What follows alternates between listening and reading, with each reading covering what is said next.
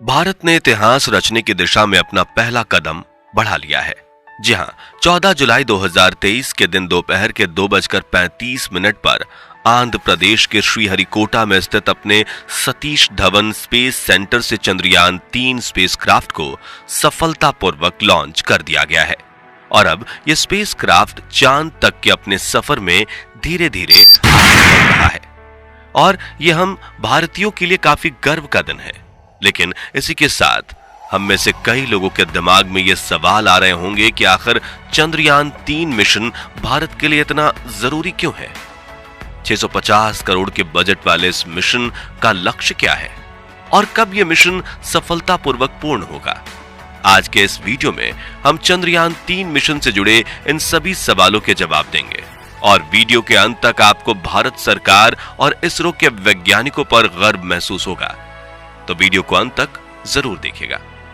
6 सितंबर 2019 भारत के इतिहास का सबसे दुखद दिन था, क्योंकि इस दिन चांद की सतह पर उतरने वाला हमारा दूसरा स्पेस मिशन चंद्रयान-2 चंद्रमा की सतह से सिर्फ 2 किलोमीटर की दूरी पर फेल हो गया था, क्योंकि तकनीकी खराबी की वजह से चंद्रयान-2 की टीम का विक्रम लैंडर से कनेक्शन टूट गया था और शायद वो चांद के किसी कोने में क्रैश लैंडिंग करके तबाह हो गया था। इस मिशन में न सिर्फ सरकार के करीब 978 रुपए खर्च, बल्कि इसरो के वैज्ञानिकों की सालों की मेहनत पर पानी फिर गया था, जिस वजह से पूरे देश में गम का माहौल था। जिसके बाद देश के प्रधानमंत्री नरेंद्र मोदी ने इसरो वैज्ञानिकों और देश की जनता को सांत्वना देते हुए कहा था कि हम यहां रुकेंगे नहीं, बल्कि इससे सबक लेकर आगे बढ़ेंगे, क्योंकि विज्ञान यानी प्रयास, प्रयास और प्रयास। जो सुनकर वैज्ञानिकों ने एक बार फिर से अपने टूटे दिल को संभाला और फिर से प्रयास करना शुरू किया। उन्होंने चंद्रयान-2 में हुई सभी भूलों को खोज खोज कर निकाला और दिन रात मेहनत करके पूरे 4 साल बाद 2023 में पहले से ज्यादा एडवांस और पावरफुल स्पेसक्राफ्ट तैयार किया, जिसे चंद्रयान-3 मिशन के तहत 14 अप्रैल के दिन चंद्रमा की तरफ रवाना किया गया है, जिसके लिए 14 अप्रैल के दिन हजारों लोग इस लॉन्च को लाइव देखने के लिए सतीश धवन स्पेस सेंटर के पास उपस्थित हुए, जबकि लाखों लोगों ने सोशल मीडिया पर इस लॉन्च को लाइव देखा और ठीक 2:35 पर इसरो ने अपने सबसे पावरफुल LVM-3 रॉकेट की मदद से लॉन्च पैड से चंद्रयान-3 स्पेसक्राफ्ट को लॉन्च किया। यह भीमकाय रॉकेट आसमान को चीरते हुए अपनी भयानक दहाड़ से चारों ओर कंपन उत्पन्न करते हुए चंद्रयान-3 को अंतरिक्ष के इस रोमांचक सफर पर ले गया। इस दौरान लॉन्च के सभी स्टेज सफलतापूर्वक पार हुए और चंद्रयान-3 चांद तक पहुंचने की अपनी यात्रा पर आगे बढ़ते हुए पृथ्वी के वातावरण से बाहर निकलकर अंतरिक्ष में पहुंच गया, जिसके बाद से इसे सफलतापूर्वक रॉकेट से अलग करके इलिप्टिकल रूट पर छोड़ दिया गया है, जहां वो रोटेशन करते हुए पृथ्वी से दूर होते हुए चांद के पास पहुंच जाएगा और एक समय पर पृथ्वी की गुरुत्वाकर्षण की सीमा से बाहर निकलकर चांद के ऑर्बिट में दाखिल हो जाएगा, जहां से इस मिशन का अगला पड़ाव शुरू होगा। साथियों, भले ही आपको रोज रात आसमान में चमकते हुए गोले की तरह दिखने वाला चांद धरती के काफी करीब दिख रहा हो, लेकिन सच तो यह है कि चांद और पृथ्वी के बीच इतना ज्यादा अंतर है कि हमारे सौर मंडल के सभी ग्रह इनके बीच में फिट हो जाएंगे। और सटीक आंकड़े बताएं तो पृथ्वी और चंद्रमा के बीच में 3,84,400 किलोमीटर की दूरी है और इसे लूनर ऑर्बिटर में पहुंचने में करीब 40 दिनों का समय लगेगा, जिसके बाद 23 या 24 अगस्त को चंद्रयान-3 के विक्रम लैंडर की चांद की सतह पर लैंडिंग करवाई जाएगी। लेकिन दोस्तों, चांद तक पहुंचना ज्यादा मुश्किल काम नहीं है, बल्कि चांद पर सॉफ्ट लैंडिंग करना काफी मुश्किल भरा सफर है। सॉफ्ट लैंडिंग का मतलब है सेफ लैंडिंग, यानी कि लैंड करने के बाद स्पेसक्राफ्ट बिल्कुल सेफ हो। चांद पर इस सॉफ्ट लैंडिंग करने के प्रयास में पिछली बार चंद्रयान-2 का विक्रम लैंडर असफल रहा था और उसने चंद्रमा की सतह पर हार्ड लैंडिंग कर ली थी। हार्ड लैंडिंग यानी फेल लैंडिंग जिसमें कोई भी स्पेसक्राफ्ट अंतरिक्ष में मौजूद ग्रह और उपग्रह पर तेजी से लैंडिंग करता है, जिससे सतह से टकराकर उसके क्रैश होने के चांसेस बढ़ जाते हैं। हार्ड लैंडिंग के दौरान ज्यादातर मामलों में स्पेसक्राफ्ट से हमारा संपर्क टूट जाता है और वह एक जगह पड़े रहते हैं।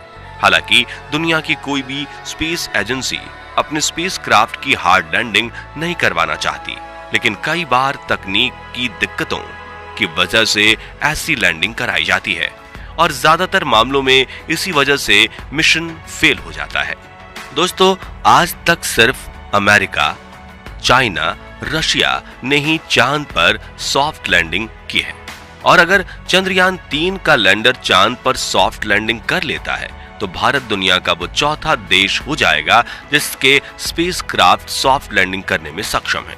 और इसी में सवाल का जवाब छुपा हुआ है कि आखिर चंद्रयान 3 मिशन भारत के लिए इतना जरूरी क्यों है? क्योंकि अगर इसरो इस बार ये साबित कर देता है कि हम सॉफ्ट लैंडिंग करवाने में सक्षम हैं, तो हम इंटरनेशनल स्पेस प्रोजेक्ट्स ले सकते हैं। यानी जो काम आज नासा कर रहा है और पैसे कमा रहा है, वही काम हम भी कर सकते हैं, जिससे न सिर्फ इसरो की इनकम बढ़ेगी बल्कि स्पेस एक्सप्लोरेशन में इंडिया कई ताकतवर देशों से आगे निकल जाएगा। और हम सभी ये बात जानते हैं कि अंतरिक्ष और यही चंद्रयान 3 मिशन का सबसे महत्वपूर्ण लक्ष्य है। साल 2008 में हम चंद्रयान 1 के जरिए चांद की सतह पर तो पहुंचे थे, लेकिन वो एक मून इंपैक्ट प्रोब था जिसने हार्ड लैंडिंग की थी और आज से 4 साल पहले भी चंद्रयान 2 का मुख्य लक्ष्य सॉफ्ट लैंडिंग करना ही था, लेकिन वो मिशन फेल हो गया। अब सवाल आता है कि चंद्रयान 3 में वैज्ञानिकों ने कौन कौन से बदलाव किए हैं जिससे पिछली बार की तरह इस बार लैंडिंग में कोई भूल नहीं होगी। तो इस बार चंद्रयान स्पेसक्राफ्ट में कोई ऑर्बिटर नहीं है, क्योंकि इस मिशन में चंद्रयान 2 के ऑर्बिटर का इस्तेमाल किया जाएगा जो पिछले 4 सालों से चंद्रमा का चक्कर काट रहा है। इसलिए इस बार स्पेसक्राफ्ट में हम एक प्रपल्शन मॉड्यूल का इस्तेमाल कर रहे हैं जो चंद्रयान 3 को वहां तक पहुंचाएगा और लैंडर और रोवर को चांद की ऑर्बिटर तक लेकर जाएगा, जहां पहुंचने के बाद कुछ देर बाद चंद्रयान 3 का लैंडर विक्रम चांद के दक्षिणी ध्रुव यानी साउथ पोल में लैंडिंग के लिए अपने सफर की शुरुआत करेगा। चंद्रयान 3 के इस लैंडर में भी कई बदलाव किए गए हैं, जैसे कि चंद्रयान 2 के विक्रम लैंडर में 5 थ्रस्टर्स थे, लेकिन चंद्रयान 3 के लैंडर में 5 की जगह 4 एडवांस थ्रस्टर्स लगाए गए हैं जो चारों तरफ सही संतुलन बनाए रखने में लैंडर की सहायता करेंगे। इसके अलावा इसरो ने चंद्रयान 3 के लैंडर के पैर को बड़ा और मजबूत बना दिया है। साथ ही इसमें लगे सोलर पैनल्स को भी बड़ा किया गया है और फ्यूल स्टोरेज कैपेसिटी को भी बढ़ाया गया है। और सबसे जरूरी कि इसकी सॉफ्ट लैंडिंग के सीक्वेंसेस को काफी हद तक इंप्रूव किया गया है। इन सभी बदलाव के करने के बाद विक्रम लैंडर की हजारों सिमुलेशन चलाकर टेस्टिंग की गई है, जैसे कि इसे चांद जितने ठंडे तापमान में टेस्ट करना, चांद जैसी सतह पर लैंडिंग करवाकर लैंडर के पैरों की मजबूती टेस्ट करना वगैरह। वहीं चांद पर इसकी लैंडिंग साइट को भी बदलकर पहले से बड़ी जगह चुनी गई है। साथ ही इसकी वेलोसिटी भी 2 मीटर प्रति सेकंड की जगह 3 मीटर प्रति सेकंड कर दी गई है। यानी कुल मिलाकर उन सभी समस्याओं का निवारण कर दिया गया है जो चंद्रयान 2 के लैंडर की लैंडिंग के दौरान आई थी। अब सॉफ्ट लैंडिंग के अलावा इस मिशन के दूसरे लक्ष्य की बात करें तो वो है चंद्रमा पर रिसर्च करना। जैसे साल 2009 में चंद्रयान 1 ने चंद्रमा की सतह पर पानी की खोज की थी, ठीक वैसे ही इस बार भी हमें चांद की और ज्यादा डिटेल में स्टडी करनी है। दरअसल चंद्रमा के दक्षिणी ध्रुव पर कई ऐसे बड़े बड़े गड्ढे हैं जहां अरबों साल से सूरज की रोशनी नहीं पहुंची है। माना जाता है कि इन क्रैटर्स में पानी छुपा हो सकता है, और वो भी थोड़ा बहुत नहीं बल्कि पूरे 100 मिलियन टन। इसके अलावा यहाँ hydrogen, ammonia, methane, sodium, mercury और सिल्वर जैसे मूल्यवान संसाधनों का खजाना मौजूद हो सकता है। इन्हें स्टडी करने के लिए चंद्रयान 3 के लैंडर पर 4 साइंटिफिक इंस्ट्रूमेंट लगे हुए हैं, जिसमें से एक चांद पर आने वाले भूकंप की स्टडी करेगा, दूसरा चांद के तापमान की स्टडी करेगा, तीसरा चांद की सतह के पास प्लाज्मा एनवायरनमेंट की स्टडी करेगा और चौथा चांद व धरती के बीच अंतर तय करेगा। इसके अलावा चांद पर विक्रम लैंडर के साथ 27 किलोग्राम वजन वाला प्रज्ञान रोवर भी भेजा जा रहा है। इस रोवर में कई सारे नेविगेशन कैमरा, एनर्जी के लिए सोलर पैनल और कम्युनिकेशन के लिए एंटीना लगाए गए हैं और ये चांद की सतह पर घूमते हुए डेटा कलेक्ट करके लैंडर को भेजेगा और लैंडर इस डेटा को ऑर्बिटर को भेजेगा, जहां से ये डेटा इसरो के ग्राउंड रिसर्च सेंटर पर पहुंचेगी।